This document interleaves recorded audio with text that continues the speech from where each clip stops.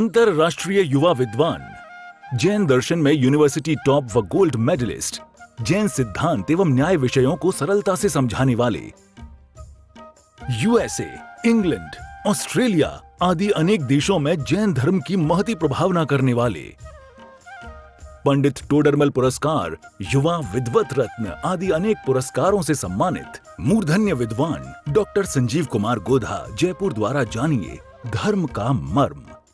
इस कार्यक्रम के प्रायोजक हैं मातु श्री पतासी देवी, श्री प्रदीप जी चौधरी, श्रीमती कुसुम जी चौधरी, श्री तिलक जी, श्रीमती श्वेता, श्री अरिहंत जी, श्रीमती दिव्या, अस्मि, उपशम, क्षाई, श्रद्धान, सहज एवं समस्त चौधरी परिवार, किशनगढ़, राजस्थान। जयति परम ज्योति समम समस्तैरनंत पर्यायैः दर्पण तल इव सकला प्रतिफलति पदार्थ मालिका यत्र परमागमस्य बीजम् निषेध जात्यंध सिंधुर्विधानम् सकल नय विलसितानां विरोध मथनं नमाम्यनेकान्तम् विरोध मथनं नमाम्यनेकान्तम्।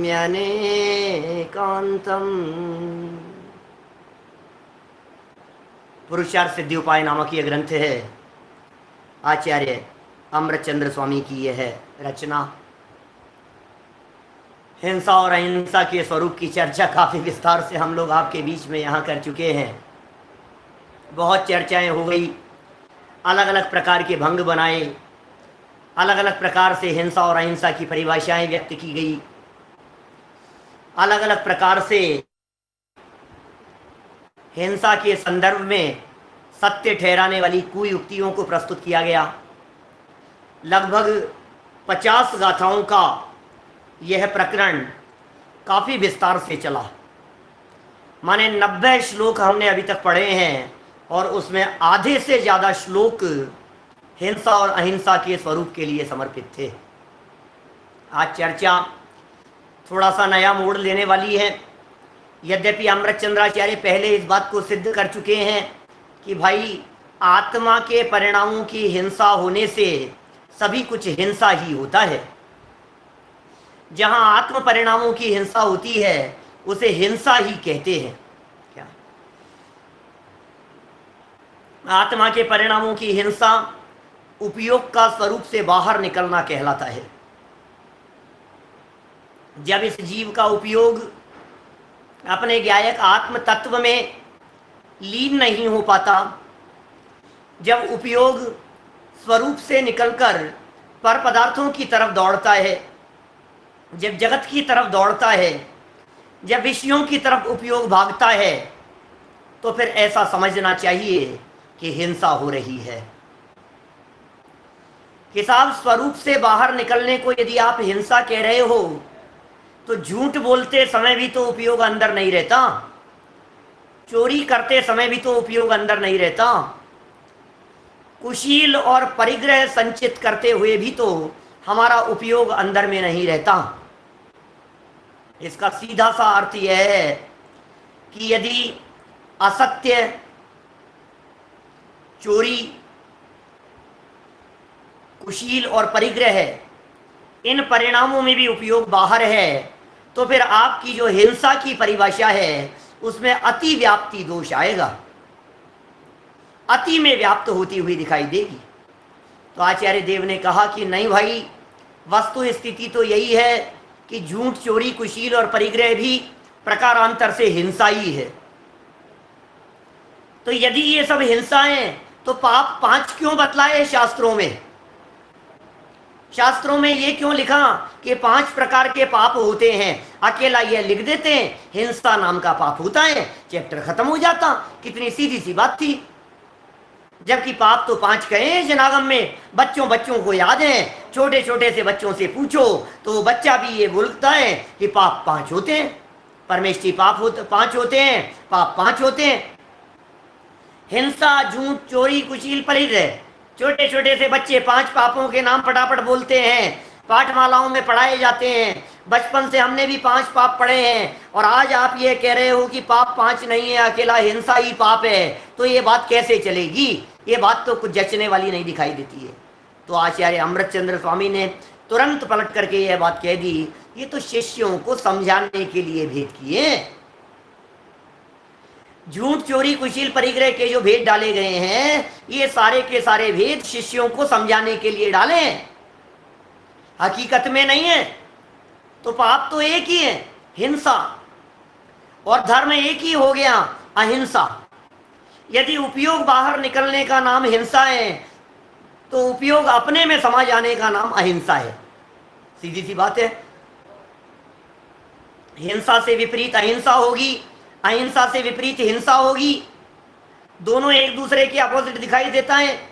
हिंसा अहिंसा की विरोधी है, अहिंसा हिंसा की विरोधी है। उपयोग बाहर निकला, आपने कह दिया हिंसा, तो अहिंसा की परिभाषा क्या बनेगी कि उपयोग अंदर में आ गया, इसका नाम है अहिंसा। तो धर्म भी यही है। इसलिए जो अहिंसा को जो हम परम धर्म कहने की बात करते हैं, अहिंसा के बारे में जो हम ऐसी बात कहते हैं कि ये सच्ची अहिंसा है, अपने स्वरूप में रमणता का नाम सच्ची अहिंसा है। उस अहिंसा में झूठ भी नहीं होगा, चोरी, कुशील आदि पाप भी नहीं होंगे। अरे मिथ्यात्व, अनंतानुबंधी जैसे सारे पाप भी जहां विनाश को प्राप्त हो जावे, उसका नाम है सच्चे अर्थों में अहिंसा। इसलिए यदि सबसे बड़ा पाप किसे कहा जाए, तो मिथ्यात्व जो हम कहते हैं ना कभी कभी कि मिथ्यात्व सबसे बड़ा पाप है, तो जिनागम यहां इस परिप्रेक्ष्य में अमृतचंद्राचार्य की दृष्टि से जिनागम यह कह रहा है कि नहीं, मिथ्यात्व सबसे बड़ा पाप नहीं है, हिंसा सबसे बड़ा पाप है। सबसे बड़ा पाप हिंसा है, जिसमें मिथ्यात्व भी गर्भित हो जाता है। क्योंकि मिथ्यात्व क्या है? पर को अपना मानने रूप बुद्धि, इसका नाम मिथ्यात्व है। पर में सुख बुद्धि, इसका नाम मिथ्यात्व है। विषय कषायों में आनंद, इसका नाम मिथ्यात्व है। अपने स्वरूप को छोड़ करके बाहर में दौड़ना, इनका नाम मिथ्यात्व है।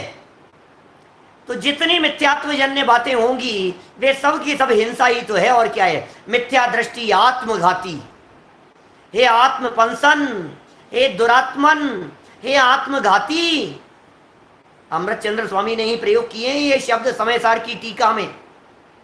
आत्मघाती, दुरात्मन, आत्मपंसन, आत्मघाती कह रहे हैं। किसके लिए प्रयोग किए हैं ये शब्द? मिथ्या दृष्टि के लिए। मिथ्या दृष्टि आत्मघाती है, मिथ्या दृष्टि हिंसक है, मिथ्या दृष्टि हत्यारा है, मिथ्या दृष्टि पापी है, मिथ्या दृष्टि अनर्थ करने वाला है,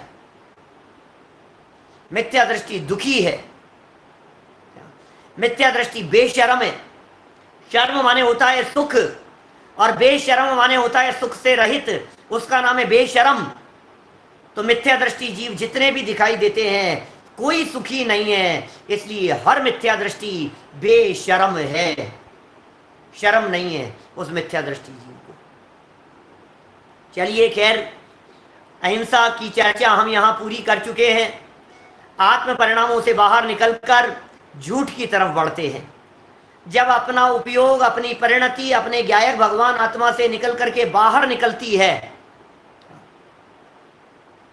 जब हमारा उपयोग और हमारी परिणति अपने स्वभाव में टिकती नहीं है, जब बाहर निकल करके चली आती है, तो फिर या तो वो दूसरों की हिंसा करने में लगता है, हत्या करने में लगता है, या फिर झूठ बोलने में लगता है, या चोरी करने में उसका उपयोग लगता है, कुशील में इसका उपयोग लगता है, या परिग्रह संचय में इसका उपयोग लगता है, विषयों में सुख बुद्धि में इसका उपयोग लगता है। और ये सब पाप हैं। कषायों में उपयोग लगेगा, विषयों में उपयोग लगेगा, ये सब पाप हैं। ये सब चर्चाएं यहां हो चुकी है। देखिए, सत्यानुव्रत नाम का ये एक अंतराधिकार, इसी अधिकार का अंतराधिकार सत्यानुव्रत के नाम से हम यहां प्रारंभ कर रहे हैं।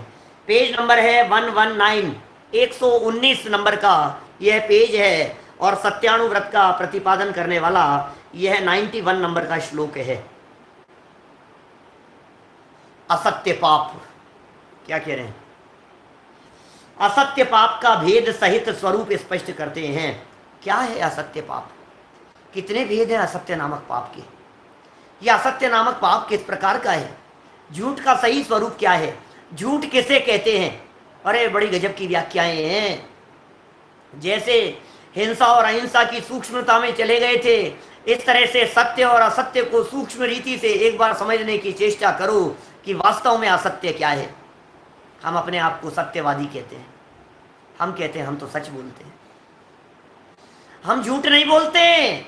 हम जो कुछ भी बोल रहे हैं वे सब सच बोल रहे हैं, हमारे द्वारा असत्य प्रतिपादन नहीं होता। भ्रम में हो आप, मिथ्या दृष्टि जीव जो कुछ भी कहता है सब असत्य होता है। तो देखिए 91 नंबर का श्लोक, हिंदी वाली पुस्तकों में पेज नंबर बतलाया 119, और कितना बतलाया उल्लास भाई? 80 लिखा था शायद। गुजराती पुस्तकों में पेज नंबर है 80, 80 नंबर पेज पर गुजराती में। यदिदं प्रमाद योगात् सदविधानं विधीयते किमपि तदनृतमपि विज्ञेयं तद्भेदाः सन्ति चत्वारः। क्या अन्वयार्थ? यत् माने जो, किमपि कुछ भी, प्रमाद योगात प्रमाद कषाय के योग से, इदम माने यह, असद विधानम स्व पर को हानिकारक अथवा अन्यथा रूप वचन कहने में आता है, उसे अनृतमपि निश्चय से असत्य विज्ञेयम जानना चाहिए। तद्भेदा चत्वारः सन्ति, उसके 4 भेद हैं। असत्य के 4 भेद हैं। आपने पढ़े थे क्या पहले कभी असत्य 4 प्रकार का? सब स्वाध्यायी लोग हैं, ओल्ड पुस्तकों में 85 नंबर पेज पर है। असत्य 4 प्रकार के, 2 तो समझ में आते हैं, निश्चय झूठ और व्यवहार झूठ। हिंसा तो 4 प्रकार की समझ में आती है, संकल्पी हिंसा, आरंभी हिंसा, उद्योगी हिंसा, विरोधी हिंसा। हिंसा तो 4 प्रकार की समझ में आ रही है। कैसे झूठ है 4 प्रकार के? पहले झूठ समझो, झूठ क्या होता है। पहले झूठ को परिभाषित कर रहे हैं, झूठ की परिभाषा बतला रहे हैं। जो कुछ प्रमाद कषाय के योग से, इसका मतलब प्रमत्त योगात वाली जो व्याख्या है जो हिंसा के संदर्भ में की गई थी, प्रमाद परिणति का नाम हिंसा है। हिंसा में प्रमाद परिणति मूल है। हिंसा प्रमाद के कारण होती है। यदि प्रमाद है तो जीव मरे या ना मरे तो भी हिंसा का पाप लगता है, और प्रमाद नहीं है तो जीव मर जाए तो भी पाप नहीं लगता। क्या कितनी बातें पढ़ी थी अपन ने। प्रमत्त योगात प्राण व्यपरोपणम हिंसा, प्रमाद के योग से प्राणों का व्यपरोपण होना हिंसा है। राकेश जी वैसा सत का अपलाप वो असत्य है। सत का अपलाप, गहराई में जाना पड़ेगा हमारे को इसका। सत का अपलाप क्या होता है? जहां सत्य नहीं है वो सब असत्य है। मैंने भी कहा था आपसे, मिथ्या दृष्टि जो भी बोलता है असत्य बोलता है। नए ज्ञान से विहीन जो भी प्रतिपादन किया जाता है सब असत्य है। एकांतवाद का प्रारूपण करने वाले जो भी कथन होते हैं सब असत्य है। अरे सत्य बोलने से पहले सत्य को जाना जाता है, सत्य बोलने से पहले सत्य को समझा जाता है, सत्य को स्वीकार किया जाता है। मिथ्या दृष्टि सत्य को जानता ही नहीं है, वो सत्य बोलेगा कहां से? बोलने के पहले जानो तो सही, जानना तो पड़ेगा। बिना जाने हुए, और प्रमाद का योग जहां है वह सब असत्य है। प्रमादी व्यक्ति के द्वारा मुख से निकले गए सभी वचन सब असत्य होते हैं। प्रमादी मतलब समझ गए आप? प्रमादी का अर्थ ये समझ लो आप, अयत्नाचार। प्रमादी का मतलब मोह के नशे में, प्रमादी का मतलब मिथ्यात्वी, प्रमादी का मतलब मोह की शराब जिसने पी हुई है, जिसके ऊपर शराब का नशा चढ़ा हुआ है। अब जिसके माथे पर शराब का नशा चढ़ा हुआ है, अब वो जो भी बोलेगा सत्य बोलेगा तो भी असत्य है, और असत्य तो असत्य है ही। उदाहरण दिया था ना सरवार सिद्धि का, माता को माता कहे और माता को पत्नी कहे, उसके बावजूद भी झूठा ही है। सही बोलने के बावजूद भी माता को माता कह रहा है तो भी गलत, अब पत्नी को माता कह दिया तब तो गलत मान लिया था हमने, माँ को माँ कह रहा है, अब क्या गलती है? गलती तो ये है कि नशे में बोल रहा है, निर्णय के बिना बोल रहा है, इसको वास्तव में निर्णय नहीं है, इसे वस्तु स्थिति का भान नहीं है, इसे सत्य की खबर नहीं है, ये सत्य को पहचानता नहीं है, फिर भी बोल रहा है, इसलिए सब झूठ है। इसके द्वारा कहा गया सत्य की पहचान के बिना बोलता है ना, इसलिए झूठा है। ये बात यहां कह रहे हैं। जो कुछ प्रमाद अथवा कषाय के योग से, प्रमत्त योगात, प्रमाद के योग से प्राणों का विप्रपण हो तब तो हो जाएगी हिंसा, और प्रमाद के योग से जो शब्द निकले हैं वो हो जाएगा असत्य। उमा स्वामी आचार्य ने 5 पाप के लिए 5 परिभाषाएं बतलाई। हिंसा, झूठ, चोरी, कुशील, परिग्रह है, इन 5 पाप के लिए 5 परिभाषाएं बतलाई उमा स्वामी आचार्य ने। जैसे एक बोली ना मैंने अभी, प्रमत्त योगात प्राण व्यप्रोपणम हिंसा, ऐसे झूठ की परिभाषा बतलाई असद विधानम अनृतम। चोरी की परिभाषा तत्वार सूत्र में लिखी अदत्ता दानम स्तेयम, बिना दिए हुए ग्रहण करना। कुशील की परिभाषा लिखी मैथुनम अभरम। परिग्रह की परिभाषा उन्होंने लिखी मूर्छा परिग्रह। ये सब उमा स्वामी आचार्य द्वारा दी गई परिभाषाएं हैं, 5 पाप की परिभाषाएं तत्वार सूत्र की। हिंसा, झूठ, चोरी, कुशील, परिग्रह, 5ओं की परिभाषा दी। पता है सरवार सिद्धिकार क्या कहते हैं? तत्वार सूत्र की टीका लिखने वाले सरवार सिद्धिकार उमा स्वामी आचार्य, आचार्य अकलंक देव क्या कह रहे हैं? वो कहते हैं प्राण व्यपरूपणम हिंसा, प्राणों के वियोग का नाम हिंसा है। लेकिन इसके पहले जो शब्द लगाए थे ना, प्रमत्त योगात जो शब्द लगा दिया, ये जो प्रमत्त योगात शब्द लगाया है, तो पूज्यपाद आचार्य ये कहते हैं, बोले ये प्रमत्त योगात शब्द माने प्रमाद के योग से ये शब्द आदि दीपक है। प्रमाद के योग से जो ये शब्द दिया है, इस शब्द को आपको आगे दी गई सभी परिभाषाओं के साथ में लगाना है। माने जब झूठ की परिभाषा बोलेंगे तब भी आप प्रमाद को साथ में लगाइए, जब चोरी की परिभाषा कहेंगे तब भी प्रमाद को साथ में लगाइए, जब कुशील की परिभाषा बतलाएंगे हम बार बार में नहीं लगाएंगे। आदि दीपक का मतलब ये है, एक बार बतला दिया गया है, सब जगह पर अपने आप लगा लेना, इसका नाम है आदि दीपक। और उसका अनुसरण किया यहां पर प्रमाद योगात शब्द का प्रयोग यहां करके, प्रमाद और कषाय के योग से।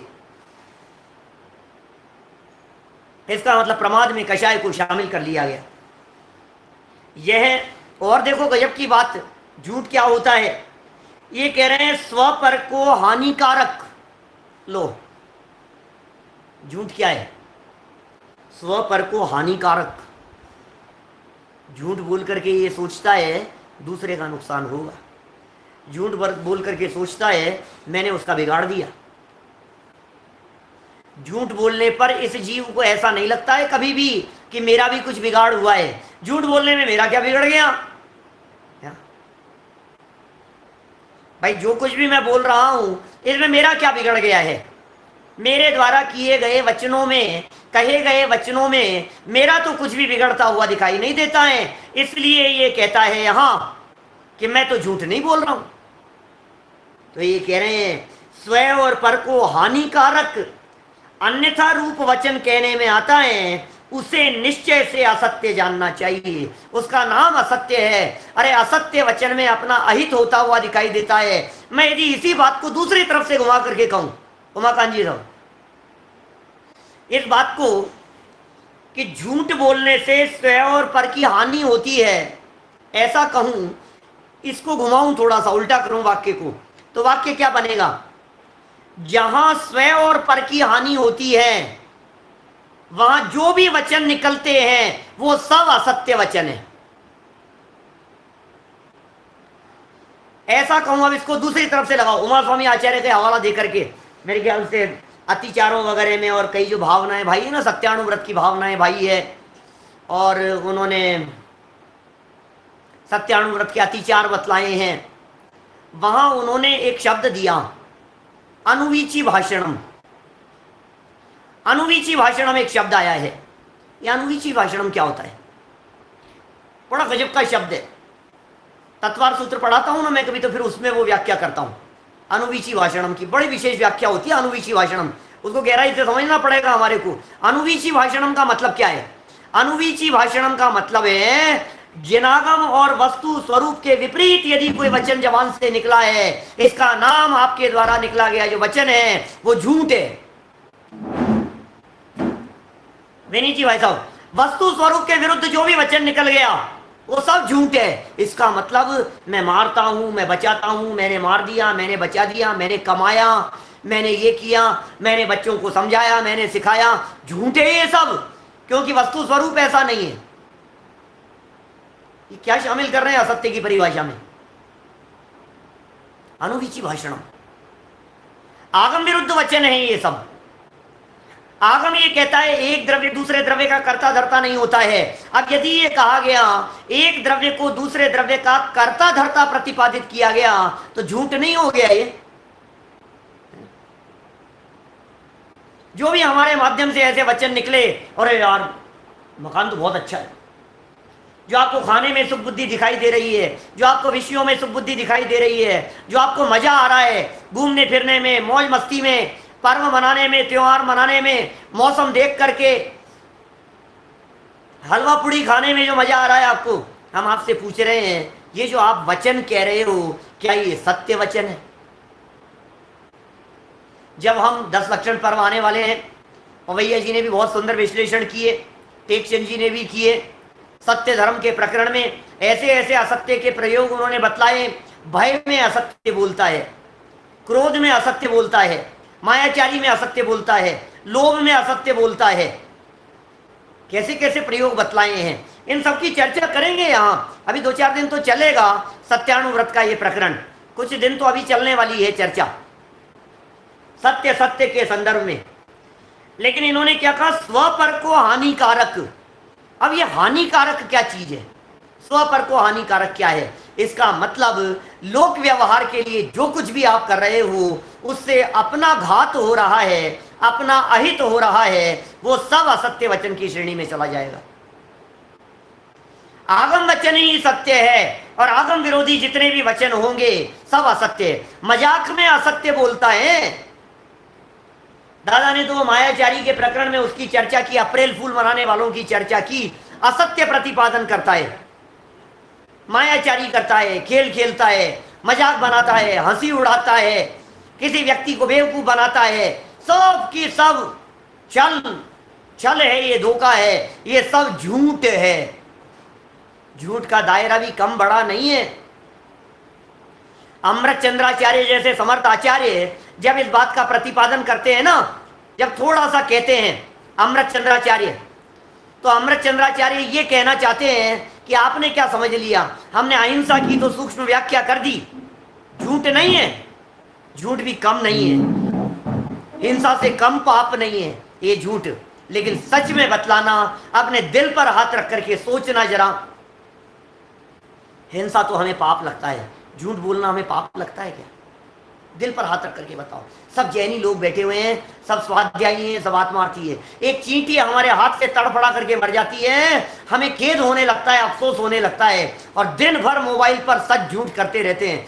दुकान पर बैठे हुए बिजनेस में इधर का उधर और उधर का उधर करते रहते हैं। मैं आपसे पूछना चाहता हूं, तब आपको लगता है कि मैंने कोई पाप किया है? एक छिपकली आपके हाथ से भगाते हुए मर जाती है, आप तिलमिला उठते हैं कि यार आज सैनी पंचेंद्री जीव का घात हो गया मेरे माध्यम से, पाप लग रहा है भाई साहब मेरे को, यार पाप हो गया यार, बड़ा पाप हो गया। एक चूहा मर गया मेरे से, पाप हो गया मेरे से। मच्छर मर गया, मैं बचाना चाहता था लेकिन क्या करूं, मैं मर गया। वो तो अमृत चंद्राचार्य का भला हो जिन्होंने हमारे को कह दिया कि तू चिंता मत कर, तेरे परिणाम अच्छे थे, इसलिए मर जाने पर भी वो मारने का पाप नहीं लगेगा तुझे। देखिए क्या कहा है, स्वपर को हानिकारक। अभी ये हानि नहीं समझ रहा है, ये कह रहा है 2-5 करोड़ रुपया कमा लिया तो मैं तो बहुत प्रॉफिट में हूं। क्या ये कह रहा है मैं बहुत मजे आ गए मेरे को, तो पैसा कमा रहा हूं मैं, तो लाभ हो रहा है मेरे को, तो लाभ लाभ लाभ लाभ दिखाई दे रहा है। झूठ का काम हो रहा है सदाकाल, अन्यथा वचन इसे नुकसान नहीं दिखाई दे रहा है।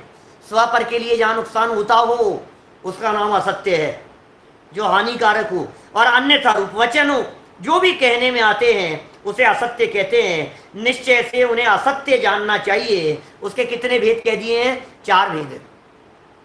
व्याख्याएं सुनना अभी, ये 4 भेद कौन कौन से हैं सुनिए जरा।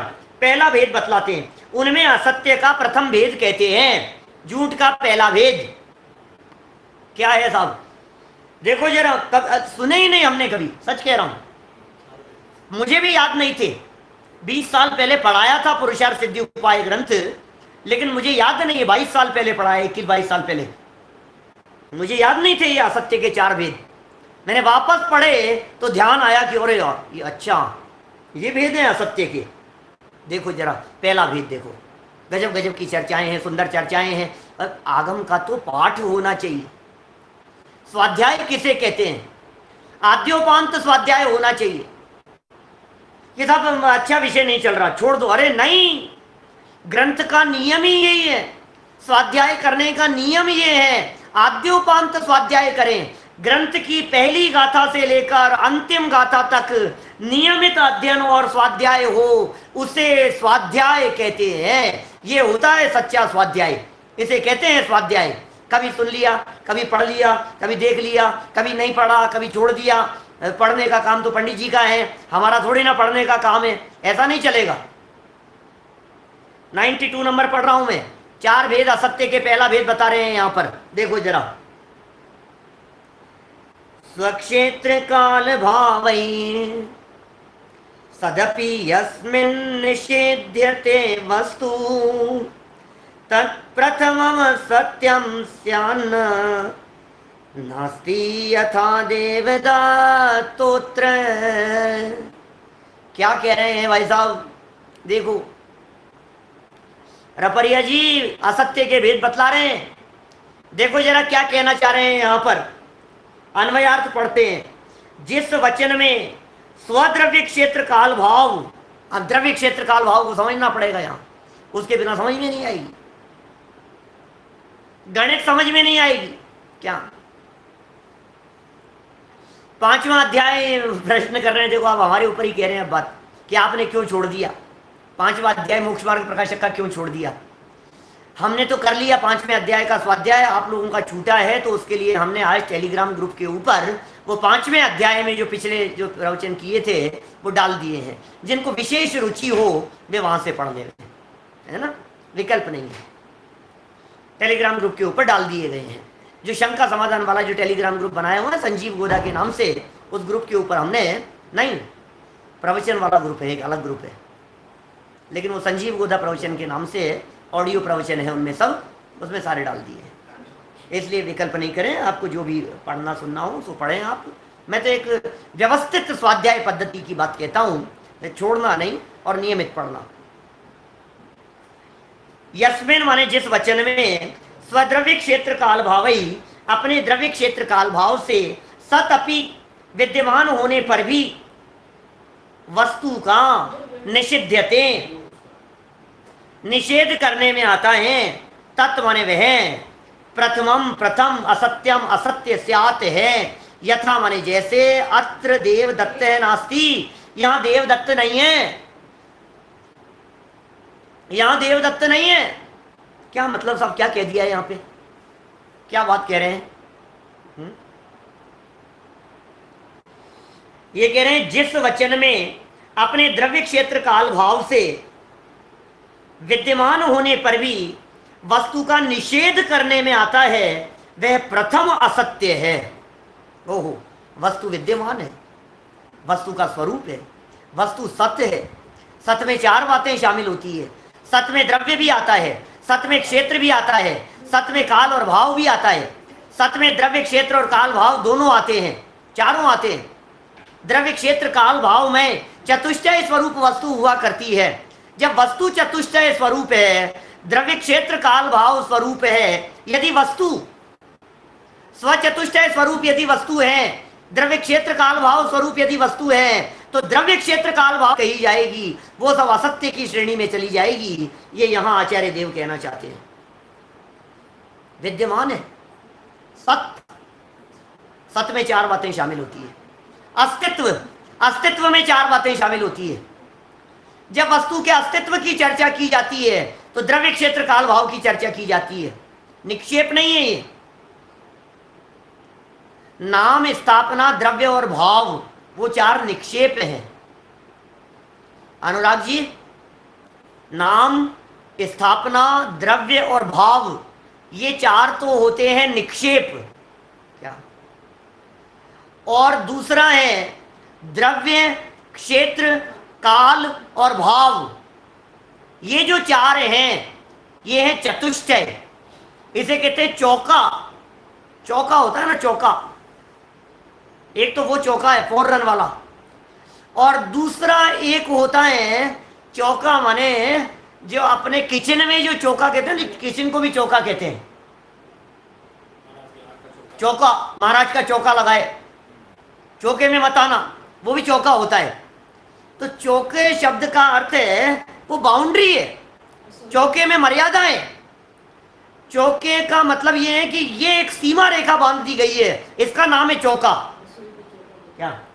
रसोई को भी चौका कहते हैं। तो ये जो मर्यादा है ना, अब वस्तु के स्वरूप की जो मर्यादा है वो है वस्तु का चौका, उसे कहते हैं वस्तु स्वरूप। वो है स्वचतुष्टय, वो द्रव्य क्षेत्र काल भाव स्वरूप होता है।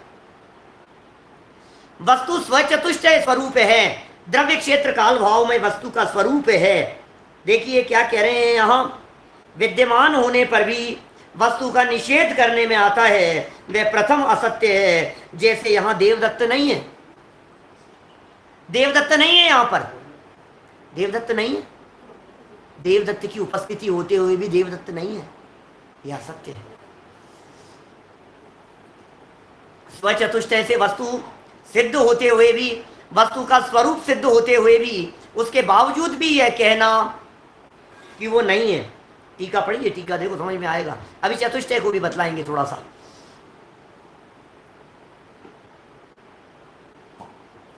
यस्मिन् स्वद्रव्य क्षेत्र काल भावई सत अपि वस्तु निषिध्यते तत्प्रथमम असत्यम स्यात्। जिस वचन में अपने द्रव्य क्षेत्र काल भाव से सत्ता रूप से विद्यमान पदार्थ का भी निषेध करने में आए कि वह पदार्थ नहीं है, पदार्थ का निषेध करने में आ रहा है। द्रव्य क्षेत्र काल भाव में पदार्थ की सत्ता थी, द्रव्य क्षेत्र काल भाव में वस्तु की मौजूदगी थी, द्रव्य क्षेत्र काल भाव में वस्तु का अस्तित्व था। क्या? और द्रव्य क्षेत्र काल भाव में अस्तित्व होते हुए भी हमने कह दिया नहीं है। अब जब हमने कह दिया कि नहीं है तो फिर क्या होगा बोलो? झूठे, गलत है बात, होते हुए भी मना कर दिया। ऐसा होता है कि नहीं रोजाना? है, होते हुए भी मना कर दिया हमने, नहीं है, नहीं नहीं, नहीं है ही नहीं साहब, है ही नहीं, तुम्हारे पास में नहीं, मेरे पास में नहीं है, तुमने देखा नहीं, नहीं मैंने नहीं देखा। कि हुआ था कि नहीं? ऐसा कुछ नहीं हुआ था। ये क्या है? ये जो घटना घटी है, जो काम हुआ है, जो कुछ भी हुआ है, उस होने वाले काम के संदर्भ में ये कह दिया गया नहीं हुआ, इसका नाम ही तो झूठ होता है। देखो क्या कह रहे हैं यहां पर, क्या कह दिया? जिस वचन में अपने द्रव्य क्षेत्र काल भाव से सत्ता रूप, माने सत्ता द्रव्य क्षेत्र काल भावमय होती है, द्रव्य क्षेत्र काल भाव से सत्ता रूप में विद्यमान पदार्थ का भी निषेध करने में आए कि पदार्थ नहीं है, वो प्रथम भेद असत्य है। और दृष्टांत दिया है देवदत्त का। आप जानते हैं देवदत्त न्याय शास्त्रों का, आचार्यों का, ग्रंथों का एक फेवरेट कैरेक्टर है देवदत्त। देवदत्त सुना आपने? देवदत्त, देवदत्त क्या है? कौन है ये देवदत्त?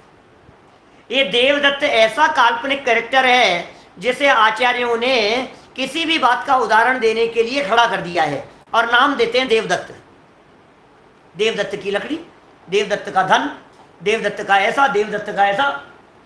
देवसेनाचार्य देवदत्त की बात करेंगे, समंत भद्राचार्य देवदत्त की बात करेंगे, न्याय के ग्रंथों में, न्याय दीपिका में देवदत्त की बात करेंगे, परीक्षा मुख में देवदत्त की बात करेंगे, हैं उनमें देवदत्त की बात, व्याख्याओं में, मूल सूत्र में तो लेकिन जहां बहुत जगह देवदत्त देवदत्त की चर्चा मिलेगी। देवसेनाचार्य कहेंगे देवदत्त ऐसा, पूज्यपाल आचार्य कहेंगे देवदत्त यथा देवदत्त से, देवदत्त की चर्चा करेंगे। अभी अभी नए लोगों को पता नहीं है ना एक्चुअल में, जिनका विशेष स्वाध्याय नहीं है उन्हें ऐसा लगता है ये क्या बात करें, कौन है ये देवदत्त? देवदत्त माने कोई एक व्यक्ति। कुछ तो नाम देना है, बिना नाम के कैसे चले? कोई एक व्यक्ति, तो कोई एक व्यक्ति, इतने 3 शब्द देने की जगह कह दिया देवदत्त।